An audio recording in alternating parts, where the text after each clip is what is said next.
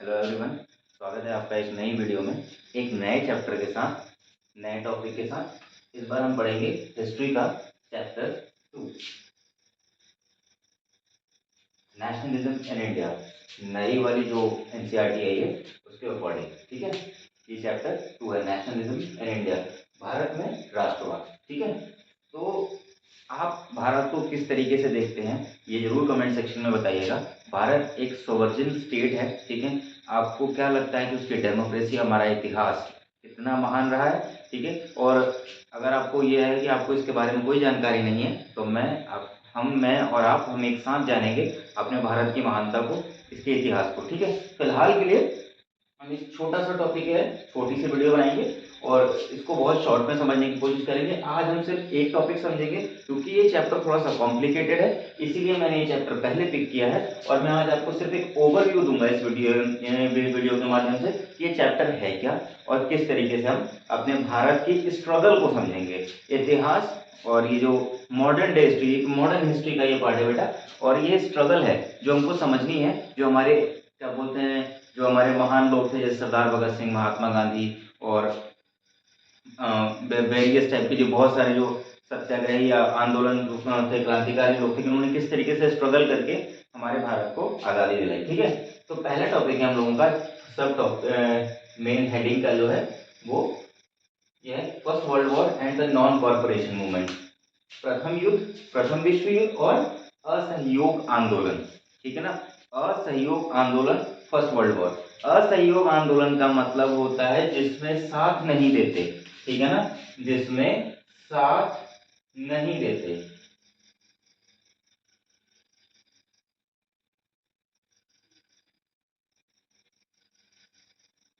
ठीक है।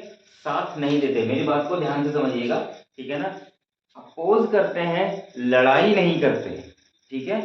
झगड़ा या मारपीट या क्या बोलते हैं हिंसा नहीं करते हैं, साथ नहीं देते हैं। जैसे आप क्या, अगर एक सिंपल समझो कि आपको किसी ने बोला कि आज आपको खाना बनाना है, तो आप उनसे अगेंस्ट में भी नहीं जा रहे हो बट आप खाना भी नहीं बना रहे, तो ये क्या है, नॉन कॉर्पोरेशन मूवमेंट, सहयोग न करना, इसलिए इसको बोलते हैं असहयोग आंदोलन, साथ नहीं देना, non corporation movement. First world war and non corporation movement, क्या वहां से भारत के लिए चीजें बदली, ठीक है ना। और बहुत लोगों का मानना है कि गांधी जी के स्ट्रगल से आज़ादी मिली हमें, ठीक है। बहुत सारी क्या बोलते हैं, लोगों का ये मानना है कि भगत सिंह ने कुर्बानी दी, हमें हिंसा से, कुछ लोग ये मानते हैं कि हमें हिंसा करके आज़ादी मिली, कुछ ये मानते हैं कि हमें अहिंसा से आज़ादी मिली, ठीक है। आज़ादी एक तरफ है लेकिन हमारा राष्ट्र जो बना, ठीक है, मैं इस सीरीज के थ्रू आपको ये बताऊंगा कि राष्ट्र कैसे बना। भारत गुलामी से आज़ादी की तरफ जब आया तो एक राष्ट्र किस तरीके से बना, क्या क्या स्टेप्स थे इंपॉर्टेंट, जो हमारे क्या बोलते हैं कि जो पढ़े लिखे जो भी हमारे क्या बोलते हैं सीनियर्स थे, जो हमारे क्रांतिकारी थे, उन्होंने किस तरीके के स्टेप्स लिए थे जिससे कि हमारा जो राष्ट्र है वो आज के टाइम में भी दुनिया की सबसे बड़ी, सबसे कॉम्प्लेक्स, ठीक है ना, और सबसे सक्सेसफुल डेमोक्रेसी है, ठीक है। आइए शुरू करते हैं। क्या है नेशनल, क्या बोलते हैं, national movement in new areas in 1919। बेटा ये जो कुछ ईयर्स और क्या बोलते हैं इंपॉर्टेंट नेम्स हैं जिसको मैं मार्क करते हुए भी चलूंगा, आप लोगों से रिक्वेस्ट है कि इन चीजों को जरूर देखिए क्योंकि ये वन वर्ड वाले जो आंसर आते हैं उसमें पूछ लेता है। For new modes of struggle, क्या नेशनल मूवमेंट किस समय शुरू हुआ था। नेशनल मूवमेंट का जो नए आइडियालॉजी के एक क्या बोलते हैं राष्ट्रीय लेवल पे जो नए नए आंदोलन चल रहे थे, ठीक है, राष्ट्रीय लेवल पर जो नए आंदोलन चल रहे थे, ठीक है, न्यू मोड्स ऑफ स्ट्रगल नए किसमें शुरू हुआ था, 1919 में शुरुआत हुई, किस चीज के, वर्ल्ड वॉर के बाद, ठीक है ना, या जब वर्ल्ड वॉर चल रहा था उस टाइम से ये शुरुआत हुई थी 1919 में, ठीक है।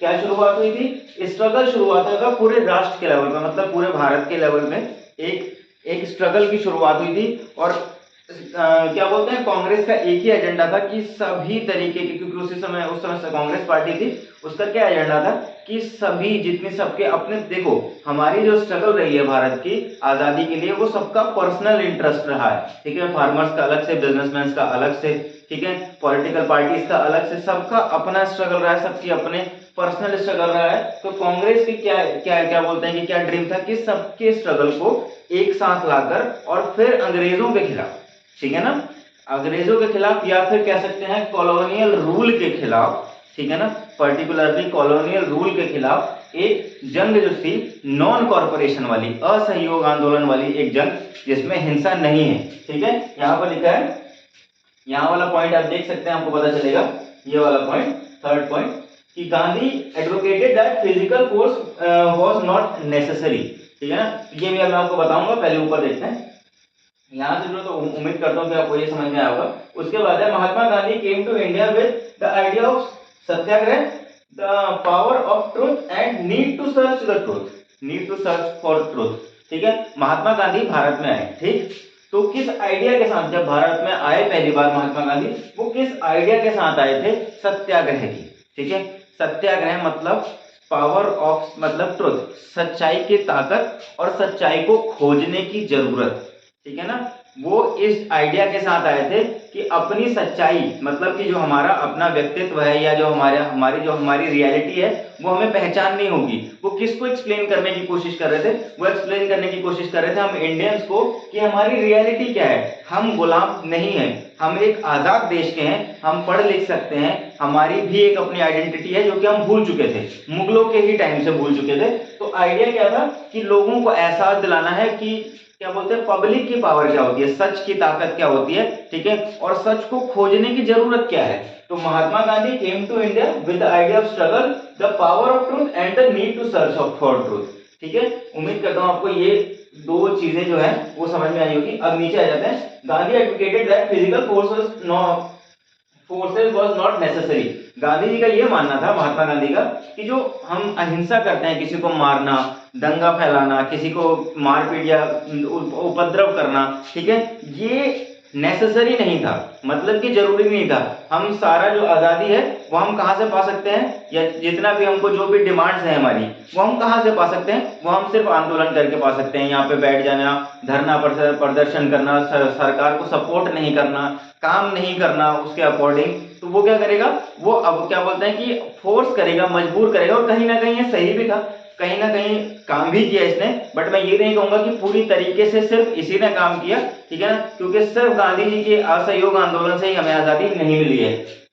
नेक्स्ट है in 1960 Gandhi travelled to Champaran in Bihar to inspire the struggle against the oppressive plantation system, ठीक है ना। 1916 में गांधी जी ने क्या किया, चंपारण बिहार के एक एरिया में, चंपारण में, ठीक है, ट्रैवल करके वहां वो गए और उन्होंने क्या किया कि वो जगह जगह से ही जाते थे और लोगों को क्या बोलते हैं कि सरकार के खिलाफ धरना प्रदर्शन करने के लिए प्रमोट करते थे, ठीक है ना, कि ये नहीं कहते थे कि आप लोगों को मारो, जो क्या बोलते हैं अहिंसा फैलाते थे, ठीक है, सॉरी हिंसा फैलाते थे, उनको ये बताते थे कि हिंसा मत फैलाओ, ठीक है, आराम से बैठ के धरना प्रदर्शन करो आप, ठीक है, धरना दीजिए, सरकार का सहयोग मत कीजिए, लेकिन नुकसान भी मत पहुंचाइए, इस तरीके से लड़ाई की। तो वो चंपारण किस लिए गए थे, ऑपरेसिव प्लांटेशन, जो क्या बोलते हैं कि आपने 9th में पढ़ा होगा एक चैप्टर, ठीक है ना, जियोग्राफी का जो लास्ट चैप्टर आपने पढ़ा होगा, ठीक है, तो वो क्या बताता है आपको, जो फॉरेस्ट्री होती थी कि जंगलों के जो जंगल काटते थे, बोलो बेटा, तो क्या बोलते हैं अंग्रेज गवर्नमेंट क्या करती थी, जंगल में जो नेचुरली जो पेड़ होते हैं उन्हें काटकर और ऐसे पेड़ लगाना जो क्विक क्या बोलते हैं कुछ शॉर्ट लाइफ स्पैन में ग्रो हो जाते हैं और उनको फिर काट के दोबारा से बोया जा सकता है। तो उन्होंने किस तरीके से यूज किया था, उसे एक बिजनेस के तरीके से यूज किया था। तो वो क्या करते थे, एक्सेसिव। अब इसके बारे में मैं आपको थोड़ा सा डीप में बताना चाहता हूँ कि वो किस तरीके से काम करता था और क्यों इनको क्या बोलते हैं ऑपरेसिव बताया जाता था, क्योंकि वो सप्रेस करते थे, वो दबाव बनाते थे। जैसे कि आदिवासी लोग थे, उनको पहले ऑफर किया कि आदिवासियों का काम क्या होता था कि जंगल जंगल घूमते थे, वो कुछ छोटे से प्लांटेशन में पेड़ काटते थे, उनको फ्यूल की तरह यूज करते थे, वहां पे खेती करते थे, और जब कुछ टाइम के बाद उसकी जमीन की फर्टिलिटी कम हो जाती थी तो वो उसको छोड़कर कहीं और मूव कर जाते थे, और जब तक वो रिटर्न उस पे आते थे तो वापस से वो जंगल जो है वो कटता भी रहता था छोटी छोटी जगहों पे और नए प्लांट्स उगते भी रहते थे। बट अंग्रेजों के साथ ऐसा नहीं था। ऑपरेसिव प्लांटेशन वो क्यों करते थे, फर्स्ट उन्होंने एग्जांपल दिया, क्या बोलते हैं कि यहाँ पे कुछ मिस्टेक गांधी जी ने मिस्टेक कही है या नेसेसरी भी कही है, ठीक है ना। जब रेलवे लाइन चाहिए था हमको, तब गांधी जी ने इस क्या बोलते हैं जो प्लांटेशन की क्या बोलते हैं कटिंग थी प्लांट्स की, उसको वो नहीं किया, अपोज नहीं किया था। और जब अंग्रेजों को जब उन्होंने अपोज किया तो अंग्रेजों ने कहा कि चलिए ठीक है हम प्लांटेशन करेंगे। तो वो प्लांटेशन कौन सा करते थे, अपनी रिक्वायरमेंट के अकॉर्डिंग, कि जो पेड़ वो बेच सकते थे, वो टिम्बर जिसका बना सकें इजिली और टिम्बर बनाकर बेच सकें, वो प्लांट्स लगाते थे, ठीक है ना। तो अब यहां से वो क्या बोलते हैं कि अंग्रेजों कहते थे कि आप लगाइए मत, आप उनकी जमीन पे, अब वो क्यों कहते थे, क्यों लोग उनका साथ देते थे, उसका रीजन सिर्फ इतना था क्योंकि वो जमीन भी छीन लेते थे, टैक्स भी लेते थे, और उसके बाद वेजेस के नाम वेजेस देकर टैक्स लेते थे। तो ये सारी चीजें क्या करते थे, वो ऑपरेसिव प्लांटेशन में आता था, ठीक है ना। यहाँ पे ऑपरेसिव प्लांटेशन सिस्टम, अब जबरदस्ती का जो प्लांट्स जो रिक्वायर्ड नहीं है वो लगवाना, जो कि हेल्पफुल नहीं है या कम हेल्पफुल है, जो ज्यादा हेल्पफुल है उन पेड़ों को छोड़कर, अब पेड़ लगा रहे थे काट रहे थे, लगा रहे थे काट रहे थे, उससे क्या कर रहे थे, बिजनेस कर रहे थे और फॉरेस्ट को क्या कर रहे थे, डिस्ट्रॉय कर रहे थे। थोड़े थोड़े से एरिया में प्लांट लगाया, ज्यादा काट लिया, फिर थोड़े से एरिया में बढ़ाकर लगाया, प्लांटेशन किया और ज्यादा काट लिया, इस तरीके से फॉरेस्ट को डिस्ट्रॉय कर रहे थे। तो ये हमारा था first world war and non corporation के कुछ पॉइंट्स, ठीक है। अब वीडियो बहुत ज्यादा लंबी ना करते हुए मैं आपको अगली बार इसी वीडियो के आगे सीरीज बताऊंगा, तो और चीजों को हम डिटेल में पढ़ेंगे, क्योंकि ये चैप्टर बहुत कॉम्प्लिकेटेड है, थोड़ा सा कॉम्प्लेक्स है, तो आप बहुत ध्यान से सुनिएगा। एक बार में अगर समझ में नहीं आता तो एक बार और सुनिएगा, बाकी अगर कोई प्रॉब्लम हो तो आप कमेंट सेक्शन में पूछ सकते हैं। Thank you, keep watching.